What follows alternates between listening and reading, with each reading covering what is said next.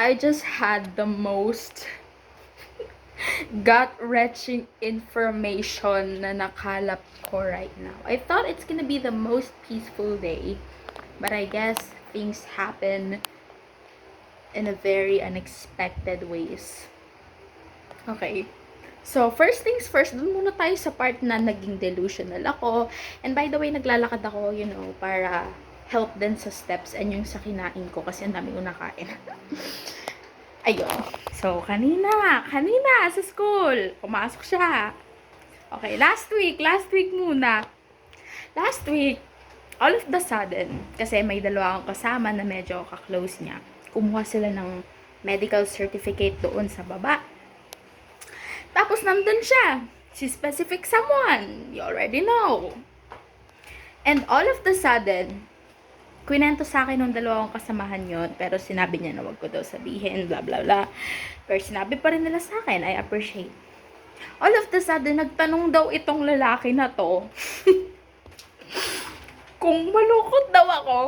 Like, first of all, nung narinig ko na tinanong na malungkot ako, like, out of all the things na pwede mong itanong, like, all of the sudden about me, bakit malungkot? Like, okay, we ended in unexpected ways, like, 5 months ago, pero, do I look that pathetic from your point of view? Kasi, by the way, bago pala niya tinanong yon is, nag-reach out ako. Like, 5 months after everything that happened, nag-reach out ako. Yes. I think it's a 50-50 decision, both good and bad. Kasi at the same time, it's my fault din naman. Dahil, out of all those 5 months is, ba't ngayon lang ako nag-reach out? And ayun, so, of course, dahil mga babae magaling sa long paragraph, binigyan ko rin siya ng long paragraph. So, nilagay ko dun yung mga thoughts, mostly rant and apologies, na dat pala di ko na binigay doon. Kasi for some reason, it really bothers me. Like, may mga point of life ako na sabihin ko, like, fuck that, uusad ako, I'm queen, I deserve something better than that. But, like, in the most vulnerable way, may diin pa rin talaga yung nangyari. Kasi, yung separation namin, it's really sudden, like, nagkapunuan kami din over na. So, it still kinda haunts me as of today. Kaya, ayun yung in-express ko. Like, I'm not looking forward for coming back into the relationship thing na yan. Dahil ako rin naman, di pa naman ako that kampante na bago ko na rin yung attitude ko. Kasi nga, I'm avoidant. And this person is the type of anxious type. So, it's like a different match for each other. So, ayun, sinabi ko lang naman na, sabi ng friends ko, it's called closure, pero hindi ko sinabi exactly na yun lang kailangan ko. So, sinabi ko lang naman na gusto ko lang naman na maging like in good terms. Kasi I feel like every time we see each other is like, parang nakapatay ako ng kakilala niya. Parang we hate each other. And I really hate the feeling, And trust me, I hate everything that I said dun sa paragraph na yun. Because it made me look pathetic and vulnerable and desperate. Like yung part na, ang lakas naman ng audacity nito after nitong maging ganun sa akin. Biglang magchat-chat na, hala, nababother ako ganun. But at the same time, happy rin naman ako na nag-commit ako, like, super unexpected nun with the help of my friend. Kasi at least now, nasabi ko na yung mga dapat kong sabihin. At the same time, we had a proper ending type of conversation stuff. And ayun. So ayun nga. So, before ko sinend yun, nakapag-assume na kagad ako ng kung ano man yung sasabihin niya. And tama nga ako. Kasi out of all those months, bakit ngayon lang? Like, specific pa nga yung binigay niyang month, like 5 months ago. Tapos, I had the audacity to come back. Like, parang ang sama kong tao. Like, truthfully, alam ko naman sarili ko na parang ang red flag naman nun. Kasi, like, katulad nga ng sinasabi ko dati, I'm not updated with his life anymore. Like, what if he's moving on, is looking forward to meeting other people? And maybe, nasa flow na siya, maganda na yung daloy ng kung ano mang nagaganap sa buhay niya ngayon. Tapos biglang may commercial break na hindi niya ma-skip. Like, biglang mag-a-appear yung someone talaga na nag-ended ng terms. So, I get it na baka medyo nakaka-offend nga yun. Pero, like, fuck him. You know, like, alam ko na mafe-feel niya yun. You know, I get him. Like, kunwari, kung siya yung biglang nag-reach out, tas ako yung, or siya yung gumawa nun sa akin, like, bakit bigla kang babalik? Siguro na bored ka. Pero like, talaga, gusto ko lang talagang sabihin yun sa kanya.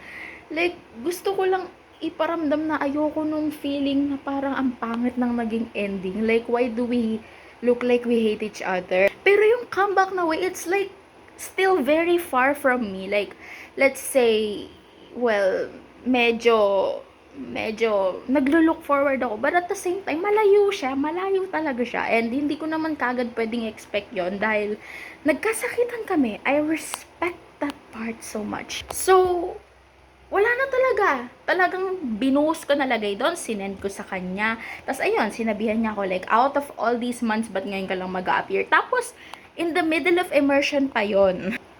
Like, di ba, ang kapal ng mukha. Kasi kung mangyayari yun, talagang parang magiging distraction yun. Pero fuck him, I already did what I could. Tapos ayun, nagkaroon kami ng konting conversation, and to be honest with you, naramdaman ko yung part na baka ayaw niya na talagang i-continue yung conversation. So ayun, we good luck each other, we fixed some of the things that are left hanging. Sinabi niya, hindi naman daw siya galit. Like, I mean, from his point of view, yung part na sinabi niya na, ang weird naman nun kung bigla kitang kakausapin in person. Like, totally. Tas yung black na part, sinabi ko rin sa kanya, like, paano ako makakapag-reach out? Eh, ang taas ng ego mo, blinak mo ko sa lahat ng social media. Pero feel ko na trigger din yun yung about sa JS prom. Pero like, fuck you. Pero te, alam kong mataas yung ego ko, tas umagree siya. Pero mataas din naman yung ego mo, lang kapal ang mukha mo. Mano. Alam mo, habang sinasabi ko to ngayon, nagkakaroon ako ng motivation na talagang tumigil na. Kasi you know, like bakit ko ipipilit tong relationship comeback thing na to, kung ganito yung pinagdadaanan ko? Kasi, you're a man, you know, you're supposed to make the move, you're the one who was supposed to reach out. But at the same time, yung part naman na nag-reach out ako is, parang part ko din naman yun dahil sa akin nga nanggaling yun. Yung pagkaka-separation dahil din sa ugali ko. But at the same time, bakit ako yung laging confused? Tapos ayun, dahil nga may nalaman ako ngayon, tapos yung kaklase ko na tumutulong sa akin is binigyan niya ako ng advice and blah blah. So, namulatan ako eh. You know, like, ngayon na medyo umayos na kami in person, at the same time, ayun naman talaga yung nilulook forward ko at the very beginning. Bakit pa ako mag-assume? So, pumunta na nga tayo sa main point. So, ayun, kanina, may hair tie siya. So, medyo na-curious ako. And medyo lumakas yung audacity ko na mag-assume. You know, like, inisip ko kanina from the very moment na nakita ko yun. Kasi parang piniflex niya pa yung pagdating ko. Like, hinahawakan niya. So, syempre, dahil ako, masyado akong papansin. Nakita ko. And ayun, nag-assume ako na baka ayun yung binigay ko dati sa kanya. Kasi nung kami pa, may binigay din ako sa kanyang hair tie. And to be more specific, like, oo na, napaka-delusional ko na ngayon, siguro, from my future self na pinapanood to. Yung part na ganun kakapal yung hair tie, tapos may loose end akong nakikita is, nag-assume ako na ayun yun, yung binigay ko sa kanya.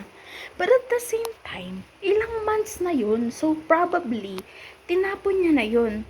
So, ayun yung pumasok sa isip ko, but at the same time, what if sa ibang tao na nga? So, ayun, medyo may the end, medyo kinain ako ng curiosity throughout the whole day. Kasi bakit niya susuotin yun? Eh, di na-distract ako. Tapos, ayun, at the same time, medyo tumaas talaga yung curiosity ko na, hala, what if from ibang tao to? But at the same time, it's like a 50-50 feeling. Like, at the same time, sinasabi ko na, baka ito yung dati kong binigay sa kanya. Like, ang kapal ng mukha. Like, bakit ganito ba ako kadesperado sa kanya? Like, siguro, at some point, like, mamaya hindi ko alam, kinatutuwa niya tong nangyayari sa utak ko ngayon. Like, he loves making people confused, which is already such a red flag.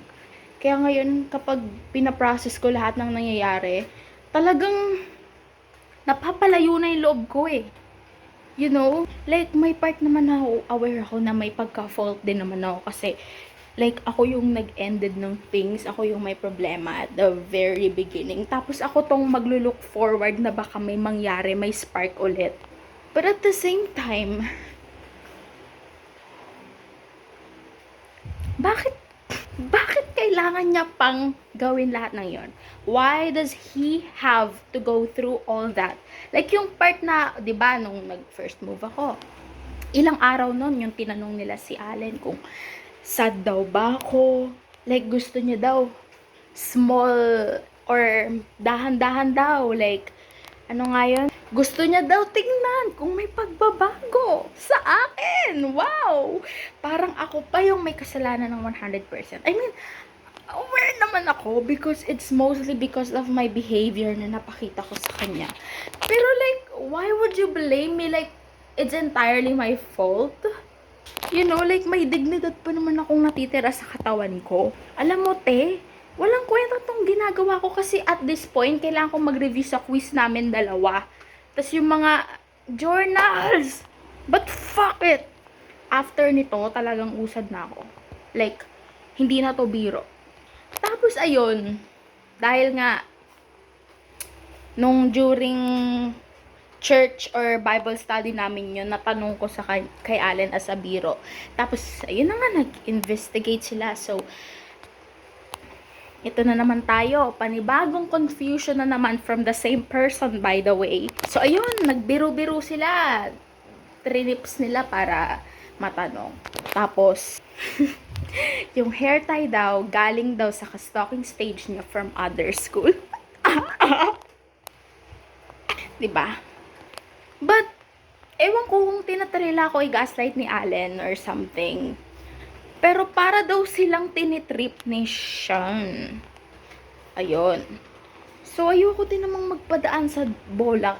Kasi nung the moment na nakita ko sa chat niya na from ka-talking stage from other school is dun na huminto yung mundo. Like, you know? Tapos ayun, trippings, parang trippings lang daw. Pero at the same time, hindi ko na ma-convince yung sarili ko na trippings lang kasi bakit ayun yung idadahilan niya. Like yung part na siguro, let's say, totoo nga na as a prank lang or sinabi nila yun kasi baka aware si Sean na baka ikwento nila sa akin, di ba? So, makikita niya kung ano magiging reaction ko, di ba? Like, what if it's part of his plan? Pero at the same time, kung ayun yung thought process niya, te, bakit kailangan ganun? You know? Like, you're making things so much more complicated. Kasi, why would you look at me like that? Why would you look like you were looking for me? Like, bakit nung nasa bus, ang tagal mo tumingin sa akin nung tulog ako? Tapos kanina, nahuhuli kitang makatingin. Tapos papansin ka, like, tangina mo, like, ang pogi mo pa. I really treasure all the good days we've had. May part pa rin sa akin na nakakaramdam ng regret. I mean, it's normal. Like, you just wanna go back to the old ways. But, like, bakit ako magfo-focus sa past? But at the same time, I know I'm still remorsing about all the things na hindi ako naging ungrateful na part. But at the same time, it doesn't have the audacity to make the shit out of me. You know? Like yes, let's say, siguro nararamdaman mo na, hala, nakikipagbalikan to. Iko-confuse ko to. No. No! Like, sana hindi mo lang sinabi yon, yung nagtanong ka, na dahan-dahan muna, tapos titignan mo ko ng ganyan. Tapos gagawin mong parang rebound yung mga naging kausap mo na, kaasama mo na babae, yan sila. Diba, like, ngayon pa lang, naiisip ko, na the more na kino-confuse niya ako, the more na, gusto ko na lang siyang let go. You know, like, ngayon talaga, lalo na sa mga sinabi ni Allen,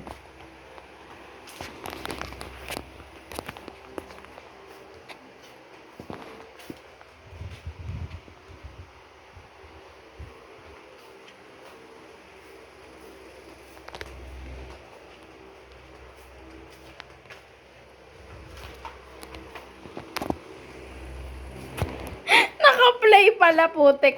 May announcement. Kailangan daw magdala ng parents nung ilan sa mga naging, kaklase ko dahil dun sa nangyari sa GC. And kasama siya doon. Aha. Ayun, 'di ba? Kawawa naman siya. Pero like super nagre-reflect ako up until now hanggang sa pag-ihi ko kanina. He doesn't deserve me at all. You know, like let's say we both had wrong during our past. But I feel like the more na ganito yung nagiging cycle ng kung ano mang sitwasyon ng namamagitan sa aming dalawa, the more na better na gano'n na lang talaga. You know? Like at the same time, nung nag-reach out ako, ayun din naman yung purpose ko na to be okay to each other. You know, like, kailangan ko lang naman ng assurance na okay kami and nakuha ko naman yun. But at the same time, it's my fault na napraning ako. Na inisip ko na baka may something pa na pwede pang mangyari. You know, like, because you never know things are gonna work out.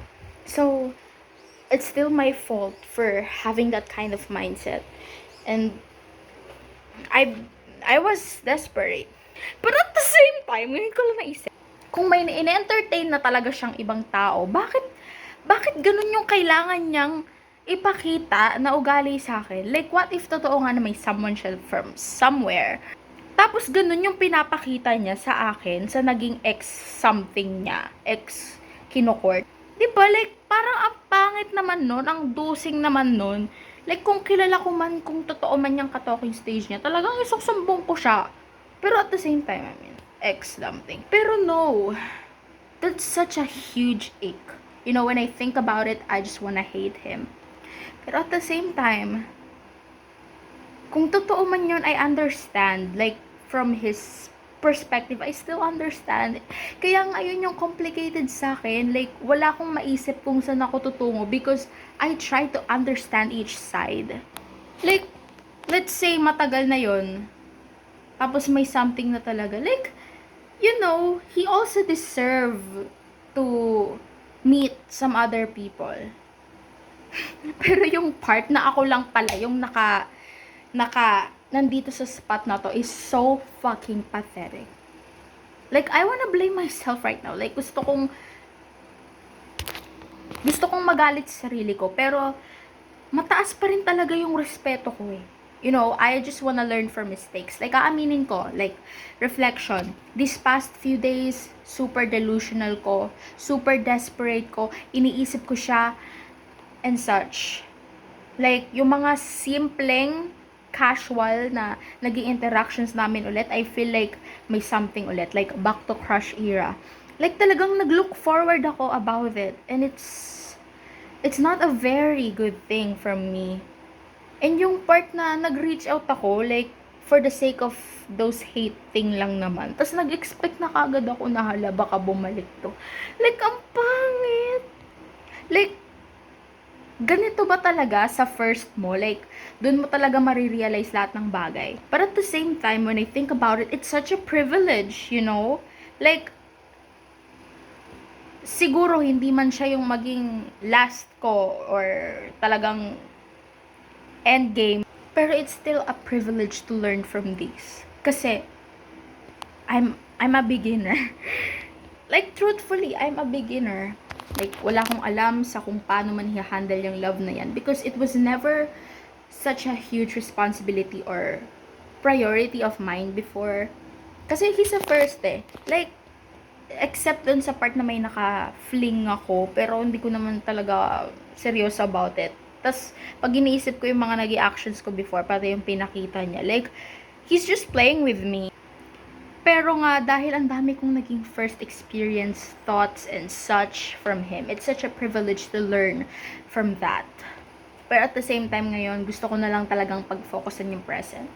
You know, may diin talaga nung nalaman ko, but at the same time, I'm thankful na nalaman ko in that way. Like, you know, at this point, kung totoo man, yung sinasabi niya or hindi, gawa-gawa lang, I don't care. Like, the more na i-confuse mo ko into thinking of something else, is you're just pulling me away from you. But at the same time, kung totoo man yun, and gusto niya talagang, you know, ginawa niya yun para siguro in-expect niya na gusto ko ring makipagbalikan kasi pumapatol din naman ako sa pinapakita niya, is okay. I'm happy for him. Pero, ang kapal naman ng mukha niya na ganun yung ipakita niya actions. Kaya, like, wala na akong pake. For now, I just wanna focus on my self-growth talaga.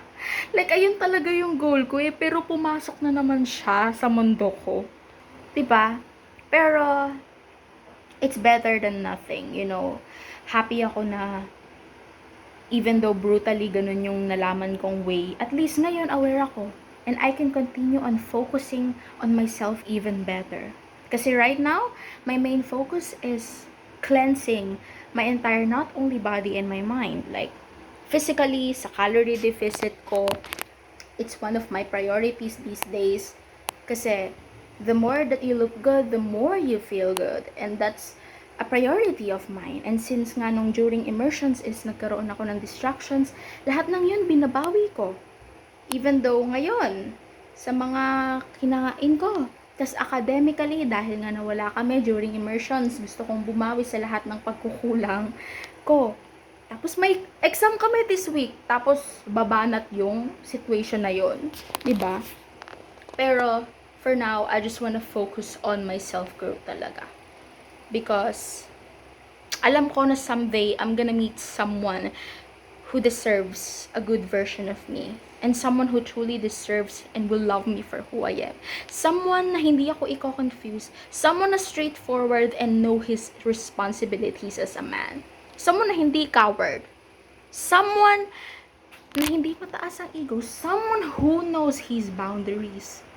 Someone na ma-appreciate ko not only for those social media trends, but as a person himself.